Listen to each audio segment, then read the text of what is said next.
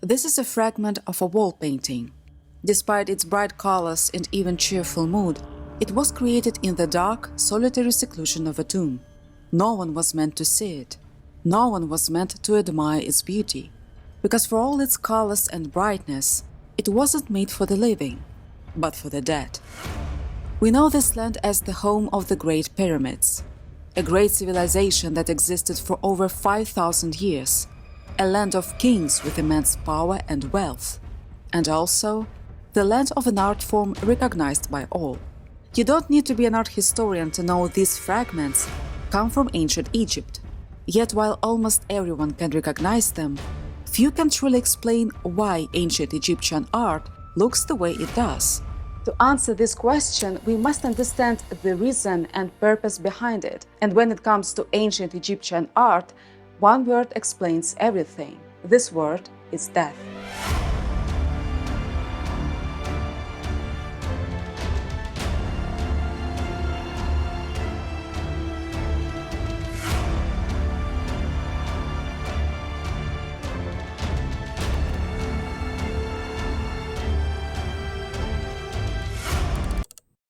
The 15th of July, 1799. It had been over a year since Napoleon Bonaparte launched his campaign in Egypt. On that day, as soldiers dug the foundations of a fort near the town of Rosetta in the Nile Delta, they unearthed a large black basalt stone. The officer in charge, Pierre-François Bouchard, immediately sensed its significance. The stone bore the same inscription in three ancient scripts: Demotic, Ancient Greek, and Egyptian hieroglyphs. At the time, no one knew how to read ancient Egyptian hieroglyphs. The script had fallen out of use after the 4th century AD, and with it, the knowledge of how to decipher its meaning had been lost. The discovery of the Rosetta Stone changed everything. Scholars used its Greek inscription as the key to deciphering Egyptian hieroglyphs. Suddenly, a long-silent civilization could speak again. Knowledge of ancient Egypt expanded rapidly. Jean-François Champollion, the man who finally cracked the code, became known as the father of Egyptology. The discovery even sparked a widespread 19th century phenomenon known as Egyptomania. But that was the 19th century. Before the Napoleonic campaign, knowledge of ancient Egypt was often limited and based largely on biblical accounts. If you've read the Old Testament, it's hard to miss the mentions of Egypt. But that was about it. You can't study a civilization without understanding its writing system. So ancient Egypt remained mysterious and exotic land, full of mystery and speculation, where imagination filled in the gaps. And nothing captured that imagination quite like the pyramids. Pyramids are probably the first thing that comes to mind when you think of ancient Egypt. Even in pictures, they appear grand and mysterious, but in reality, they had practical significance and deep meaning for both the kings and their subjects. The Egyptians believed in an afterlife, one that in many ways was even more important than life itself. Every Egyptian who tried to live well in this world believed that their true existence would begin only after death. They also believed that the body had to be preserved for the soul to live on in the afterlife, which is why they perfected the art of mummification. For the kings, that was even more crucial. Pharaohs weren't just rulers, they were divine. The pyramid was a massive tomb designed to protect his sacred body from decay. Its towering structure, reaching toward the sky, was also meant to help him ascend to the heavens. But a preserved body alone wasn't enough. To ensure his eternal existence, the king's likeness also had to be preserved. This is why, for example, Egyptian sculptors were commissioned to carve his head out of granite. These statues were placed inside tombs, hidden from view, so that the work of the spell would help the soul to live in and through the image. In fact, one Egyptian word for sculptor was "he who keeps alive." The tombs were decorated with scenes from everyday life. But there was a magical component to this practice. It was believed that these scenes accompanied the dead, infused with magical powers, to ensure the deceased would fare as well in eternity as they had on earth. The logic was simple. If, for example, the tomb owner was depicted sitting at a table full of food, then it would help guarantee that they would never starve in the afterlife. Artists, as they worked, murmured spells, ensuring that their paintings, created according to strict conventions, might live. These magical properties were far more important than aesthetic or realistic qualities. The images were meant to be seen only by the soul of the deceased. They were never meant to be admired. They were meant to keep alive. At first, these rites were reserved only for kings, but soon nobles of the royal household followed, building their own smaller tombs. Over time, every self-respecting individual sought to secure their afterlife. They commissioned elaborate graves, ones that would house their mummified bodies and their likeness. And among them was this man. His name was Nebaman. We can't say much about him. He wasn't a king, that's for sure, but beyond that, his age, his personality, his mood, does he even enjoy what seems to be a hunt? We have no idea. Egyptian painters had a very different way of depicting real life.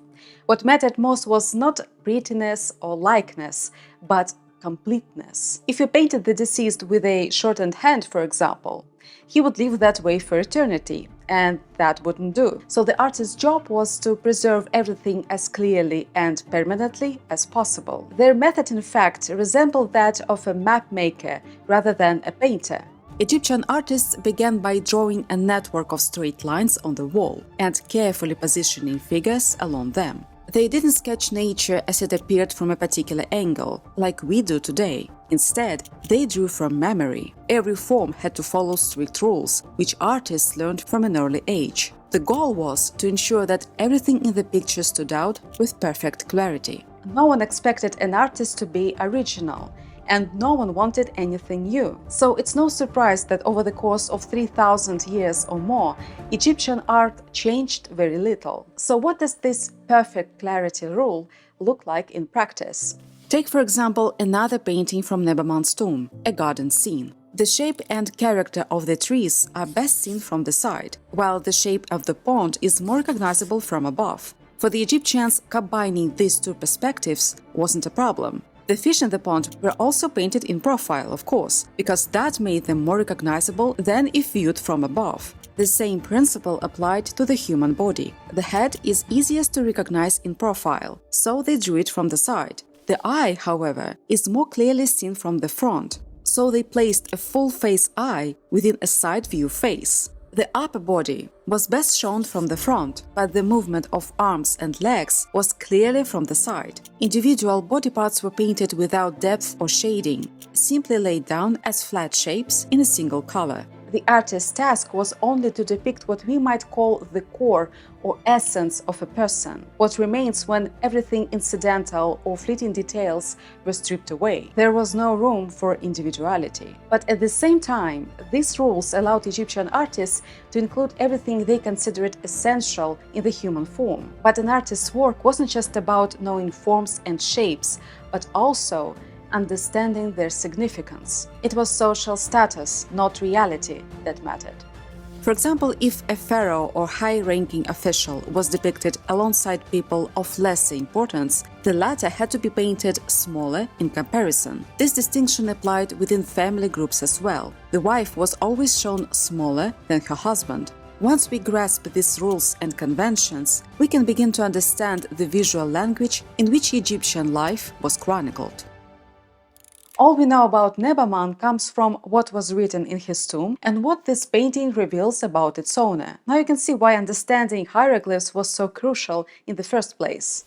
Nebaman was a senior official and manager of a royal granary during the 18th dynasty. In short, he belonged to the upper ranks of Egyptian society. We can also infer this from his appearance. The wig plaited into small braids and the white collar were standard attire for men of high status. Here Nebaman is depicted hunting, another indicator of his social standing, as hunting in the marshes or desert was a common leisure activity of the upper class. It required skill and training, such as learning to use the throwing stick, which we see in his left hand. He stands on a flat boat made of papyrus reeds, reinforced with wooden planks. Behind him is his wife, while his daughter crouches between his legs. In line with traditional pictorial hierarchy, the wife is depicted as smaller than her husband. However, she is still positioned higher than their daughter, who is holding her father's chin. The arrangement of married couples also reflected their social hierarchy. The wife typically stood or walked behind her husband. Another artistic convention dictated that she kept her feet close together as a sign of modesty, while the husband strode forward with energy and power. As you recall, these paintings were created to ensure that the deceased enjoyed a good life in eternity. The hieroglyphs beneath Nebamon's left shoulder tell us that he is enjoying himself and seeing beauty instead of a lifetime of eternal repetition. This also explains why his wife is festively attired. She wears her finest clothing, not practical for a hunt, but fitting for a celebration of eternal regeneration. This is how the deceased should remember her, and how she should accompany him into eternity. She wears a pleated dress with wide sleeves, through which the contours of her slender body are visible. In tomb paintings, all women are depicted with idealized figures. Wigs were worn by both men and women of the upper class. A woman's hair was considered one of her most important attractions, even if it wasn't her own. Atop her head is a scented cone made of perfumed animal fat, traditionally worn on social occasions. As it melted, it made the hair shine and released a sweet fragrance. Perfumes played a significant role in Egyptian culture. Even the hieroglyph for joy is a nose. There's also a cat in the painting. Egyptians had a deep affection for cats. They were not only popular companions at home, but also joined their owners on hunts. As a result, they often accompanied their masters into the afterlife, and not just in paintings. In Memphis, the ancient capital, an elaborately decorated coffin was discovered. Inside lay the mummified remains of a cat named Tamiat, who belonged to Akhenaten's elder brother. He died before he could ascend to the throne. Vast numbers of mummified bulls, dogs, and birds from Egypt's late period have also been discovered. The rise of animal cults stemmed from the belief that animals were embodiments of gods, or at least possessed divine powers. The Greek historian Herodotus, who traveled through Egypt around 4 and 50 BC, wrote that all animals in the country, whether domesticated or otherwise, are all regarded as sacred.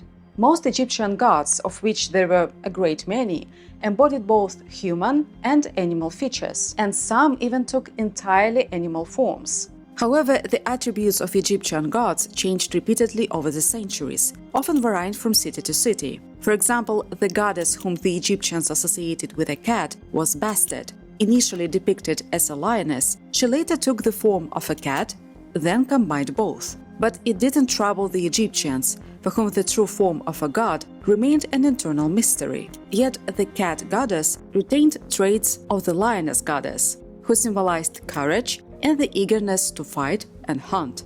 This is reflected in Nebamon's favorite cat, an idolized white huntress who accompanies him eternally on his hunt.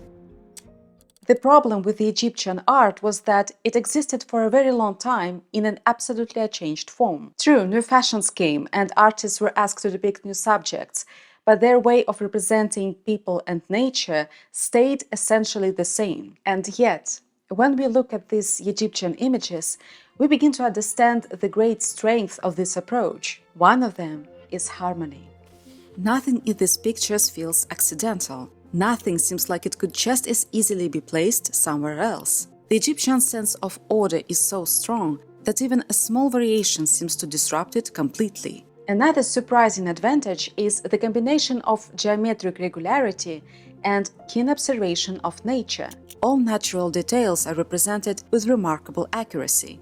Moreover, every bird and fish is drawn so accurately that zoologists today can still identify the species. As the centuries passed, the tombs were forgotten and their entrances became blocked. Only tomb robbers tried to break in. We owe the preservation of these delicate colors to the fact that they stayed hidden in darkness for millennia. No one was supposed to see this painting. No one was meant to enjoy its beauty.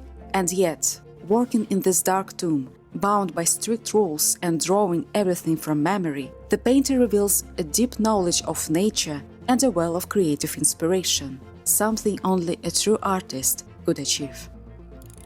Nebamon's tomb lay in the Theban necropolis on the west bank of the Nile. The dead were almost always laid to rest west of the cities. It was believed that the solar bark, the boat carrying the sun god, traveled across the sky during the day and slipped below the horizon at nightfall in the west. Then, in the underworld, On the primordial waters of none, it sailed back to the east.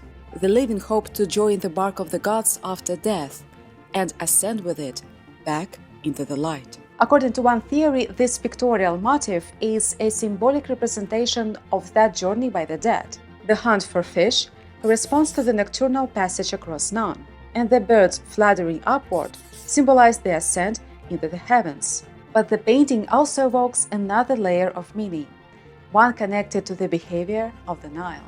The Egyptians never called their land Egypt, of course. They called it Kemet, meaning black land, a reference to the fertile, dark soil along the Nile River.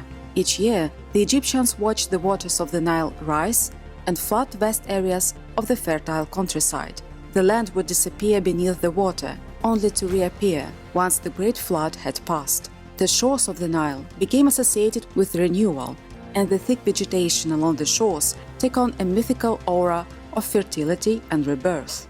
The lotus flower, which closes at night and opens again in the morning, became a powerful symbol of this cycle. All three members of Nebamon's family carry lotus plants. Nebamon drapes them over his shoulder. His wife holds them in her hand and wears them in her wig, and their daughter is seen pulling a bunch from the water. So maybe these paintings weren't just about the good eternity for the dead. Maybe they were about renewal for everyone who lives. And there's so much hope in that.